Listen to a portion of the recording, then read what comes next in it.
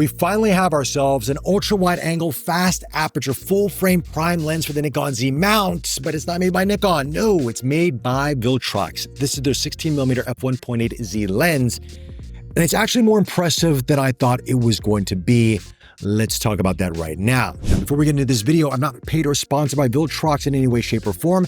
Yes, they sent me the lens for review, but they have not seen this video in advance. These are my thoughts and my thoughts only. All right, in a nutshell, as I mentioned, this lens impressed me a lot more than I thought it was going to, respectively, because the only other lens I have from Viltrox to compare it to, in terms of optics and performance, is the 28mm f1.8. Now, this is also a spherical STM lens, and on paper it looks really good, but day-to-day usage for me, it was a decent lens. It's a good lens for the price point, but it didn't wow me, okay? The aperture ring, there's no clicks to it whatsoever. It's just smooth.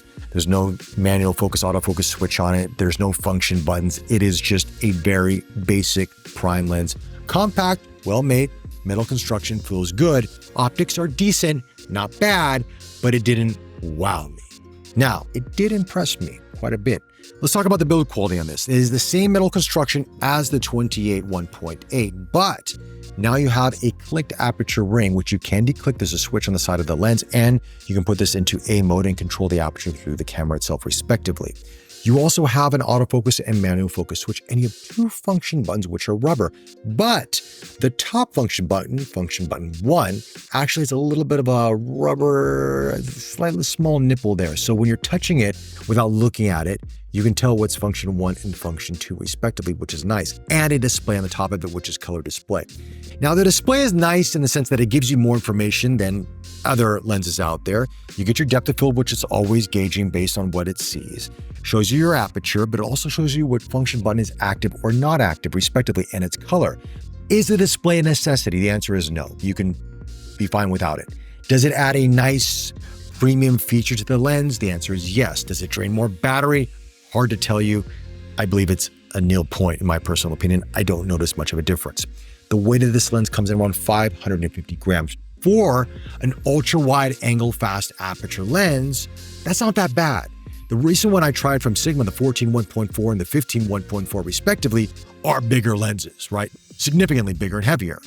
This is very compact. Again, it's a 1.8, 16mm, 14 1.4, 15 1.4, but it's still very compact.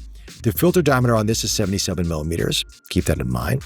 And yeah, it's a really nice feeling lens. Now, if you're putting onto a Z8, Z9, no issues at all. If you're going to be putting onto a ZF, ZFC, you're going to need a grip, especially for the weight of this thing, and it's going to be very front heavy on those. Even on this, you're going to feel a little bit of the weight going to the front of it, but it feels balanced here with the Z8, especially for the grip size. Z6 II, Z7 II, same as the Z8, no issues at all with that.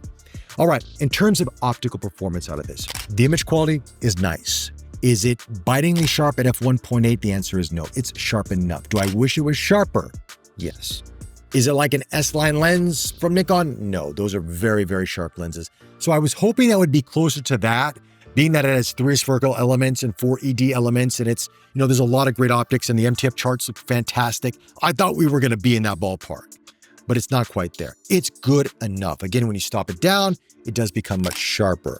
The bokeh out of this is also pleasant circular bokeh, minimal halos or any sort of aberrations in the bokeh, and it is circular all the way to the edges. Got a nice fall off to it, so if you're worried about that, do not be. As a nice little separation, and it's nice to have a 1.8 at a 16mm, because if you want that nice little depth of field, you can get that, especially if you're going closer up on subjects. In terms of the color cast, you're going to get a little more of a warmer tone coming out of this and a little bit more contrasty in terms of the lens profile. Again, this is something you can correct in Lightroom or Capture One, but it is something you may notice when you're taking images out of this. It looks a little bit more warmer, a little bit more contrast. Not a deal breaker, just something to keep note of.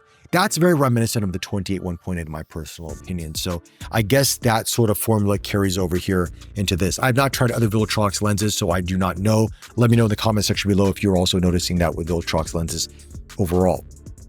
But I would say that I was very happy with the overall image quality. Distortion was at a minimum, chromatic aberration at a minimum. Didn't really notice anything that stood out to me that made me go, ooh, that doesn't look right. Ooh, it looks a little bit off. This is a very well-made, well-performing lens. The autofocusing speed is quick, STM motors, silent, fast, and it works well. In my opinion, even better than the 28 1.8, respectively. Now, we always have to take in consideration that third-party lenses will not perform as good as native Z-mount lenses, right? Some maybe get very close, some not so close. This is almost as good as a native Z-mount lens. And, you know, the way I test is I walk around hand holding it, single hand, just walk around, shoot, see how fast it captures subjects, look at the images, see how fast it grabs them, and are they sharp, is it blur, how does it perform? And I was happy, you know, case in point, there was a mother and her child. She was holding onto her child, looking over at the fountain area. Water wasn't on, unfortunately, here at Changi Jewel early in the morning. But I walked behind them, single hand, walk, shoot, walk away, looked at the image, nailed the shot. Very, very happy. Sometimes you do that with third-party lenses. The subject is not in focus. This, I never had an issue with that at all, testing out this lens.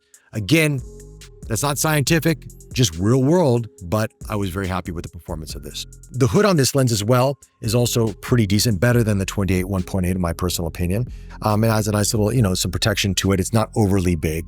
And as you can see here, I got the Viltrox name there, a little bit of branding, and it feels a little bit better build overall. But do you need it? I would say it's nice to have, especially if you're ultra wide. You mean, this is pretty well controlled when it comes to flares anyway, but you know, for protection, why not? You know what I mean?